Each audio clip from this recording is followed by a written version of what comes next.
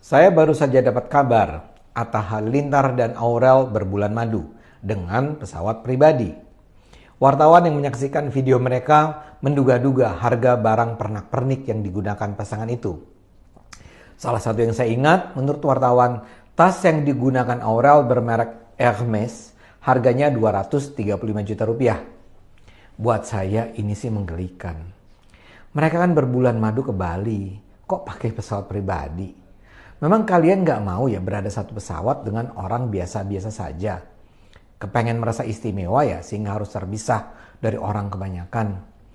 Dan apa pula sih keistimewaan tas itu sehingga harus berharga 235 juta rupiah?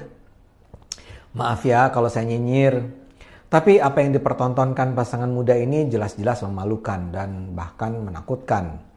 Karena itulah saya misalnya beberapa waktu yang lalu bersama kawan-kawan Cokro TV mengkritik kehadiran Pak Jokowi dalam pernikahan Atta dan Aurel. Atta itu adalah perwakilan dari Crazy Rich Indonesian baru, orang kaya baru yang lazim mempertontonkan gaya hidup yang mewah tanpa peduli pada kondisi mayoritas rakyat Indonesia yang masih jauh dari sejahtera. Di kanal YouTube-nya, Atta dengan bangga menunjukkan bagaimana dia membelikan barang-barang mewah buat dirinya, buat keluarganya, dan buat Aurel. Ada videonya yang berjudul Work Hard, Pray Hard, di mana di dalamnya Atta bilang, I am the king, sambil menunjukkan koleksi mobilnya. Tapi supaya fair, yang bergaya sombong ini bukan cuma Atta ya. Ada banyak selebritis lain yang juga punya channel personal. Ada Raffi Ahmad, ada Andre Taulany, Sule, Nikita Mirzani, keluarga Anang Hermansyah, dan lain-lain. Yang mengherankan mereka ini seperti merasa bahwa mempertontonkan kemewahan adalah sebuah keniscayaan. Di channel mereka banyak tersaji rekaman saling mengunjungi rumah sesama selebritis untuk memperagakan apa saja yang mereka miliki. Misalnya Atta mendatangi rumah Luna Maya yang memperagakan koleksi sepatu dan tas mahalnya. Kemudian ada Atta grebek rumah mewah Laudia Cynthia Bella. Ada Atta grebek kamar emas Andre Taulany. Ada pula video berjudul Koleksi Barang Mewah Nikita Mirzani. Jadi mereka saling bertukar kunjungan untuk mempertontonkan kekayaan pada puluhan juta penonton YouTube. Yang juga lazim diperagakan adalah koleksi mobil mewah, Lamborghini, Ferrari, Mercedes, BMW.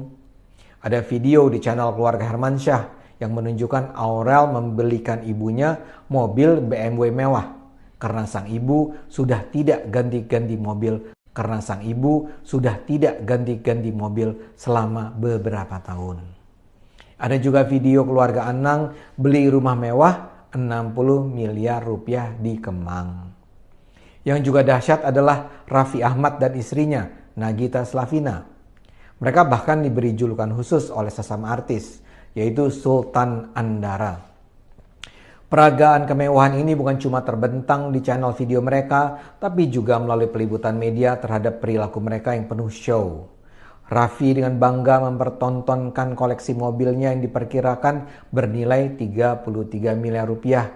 Dia punya Lamborghini Aventador, Rolls-Royce, Mercedes-Benz, Range Rover, BMW, dan lain-lain. Raffi juga membeli motor seharga 0,5 miliar rupiah hanya karena iseng. Dia membelikan berlian buat Nagita senilai 3 miliar rupiah. Ikat rambut Nagita harganya 7 juta rupiah. Ikat rambut loh ya. Harga sendal jepit Nagita 6,9 juta rupiah. Sandal jepit loh ya. Hadiah ulang tahun untuk Nagita dari istri Baim Wong, Paula Verhoeven adalah earphone. Senilai 17 juta rupiah. Pameran kemewahan ini juga bahkan sekarang hadir di medsos yang populer di kalangan anak muda TikTok. Salah satu yang sedang naik daun adalah Siska Cole. Perempuan berusia 20 tahunan ini rajin mengupload kecakapannya mereview kuliner mahal. Dia menampilkan kaviar 20 juta rupiah, duren 10 juta rupiah, kepiting kegani Jepang 5 juta rupiah, strawberry 1,2 juta rupiah, Oreo khusus edisi Valentine 2 juta rupiah, dan seterusnya, dan seterusnya, dan seterusnya. Begitu juga mesin pemanggang roti 10 juta rupiah dan mesin grill 55 juta rupiah. Ini semua buat saya memalukan dan membahayakan. Radikalisme keagamaan jelas adalah ancaman buat Indonesia. Namun gaya hidup mewah orang-orang kaya yang dipertontonkan kepada rakyat luas juga adalah ancaman bagi kita. Setidaknya ada 3 persoalan. Pertama, ini adalah teladan yang salah tentang keunggulan yang hendak dicapai kalau kita bekerja keras. Atta dan kawan-kawan memberi contoh bahwa keberhasilan seseorang diukur berdasarkan barang-barang mewah yang dimiliki. Apalagi barang-barang yang dibeli Atta dan gerombolannya adalah barang-barang impor yang minim sekali manfaatnya bagi ekonomi bangsa. Kedua, ini adalah contoh yang salah tentang bagaimana sebaiknya Anda membelanjakan uang yang Anda peroleh setelah Anda bekerja keras. Kedua, ini adalah contoh yang salah tentang bagaimana sebaiknya Anda membelanjakan uang yang Anda peroleh setelah Anda bekerja keras. Kalau Anda berhasil, uang itu seharusnya tidak dihambur-hamburkan. Kalau Anda kaya, uang itu bisa diinvestasikan, diputar dalam kegiatan ekonomi produktif lain, membuka lapangan kerja, memberi gaji lebih besar buat mereka yang bekerja buat Anda, dan juga menyumbang bagi kesejahteraan masyarakat. Indonesia mungkin terus tumbuh perekonomiannya. Kita mungkin dalam waktu beberapa tahun ke depan akan menjadi 1 dari 5 besar ekonomi dunia. Tapi jangan pernah lupa, jumlah orang miskin di Indonesia masih sangat banyak. Kalau ukuran yang dipakai adalah data BPS, jumlah orang miskin di Indonesia sekitar 10-12% dari total penduduk. Tapi itu sebenarnya agak menyesatkan, karena indikator kemiskinannya terlalu rendah.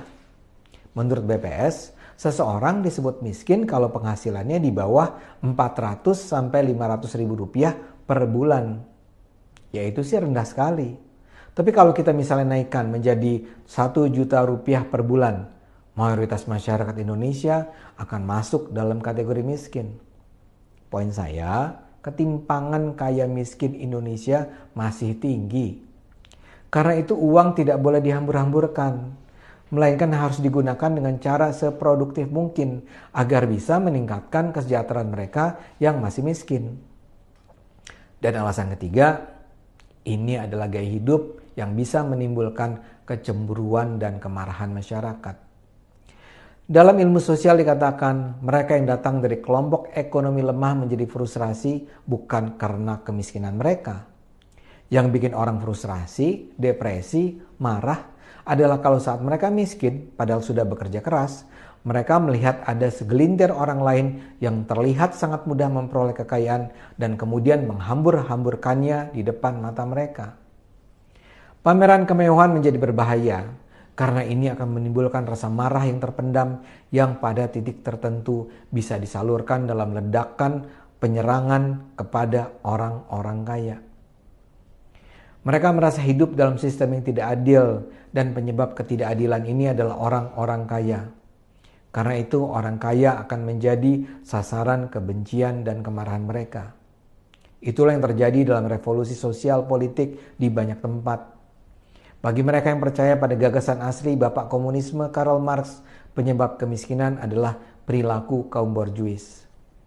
Karena itu misalnya dalam revolusi komunis di Rusia atau di Kamboja, kaum borjuis dibunuhi semata-mata karena mereka adalah kaum kaya. Dibunuhi semata-mata karena mereka adalah kaum kaya. Kita di Indonesia harus selalu ingat dengan ancaman itu. Jangan pamer kemewahan, karena pameran kemewahan itu menyakitkan hati. Semua agama mengingatkan ancaman itu. Dalam Al-Quran misalnya ada surat At-Takatsur ayat 102 yang mengingatkan bahwa bermegah-megahan akan membawa manusia ke dalam neraka jahanam. Begitu juga dalam Injil ada peringatan bahwa peluang unta untuk masuk dalam lubang jarum yang kecil itu masih lebih besar daripada peluang orang kaya masuk surga. Tentu saja ini semua tidak harus diartikan sebagai janji Tuhan bahwa orang kaya akan masuk neraka. Menjadi kaya tentu saja bukan sesuatu yang terlarang. Kemajuan ekonomi dan kesejahteraan masyarakat justru sangat bergantung pada kehadiran orang-orang kaya. Tapi yang diperlukan adalah orang-orang kaya yang tidak tumbuh sendirian, yang berbagi dan peduli pada kaum miskin.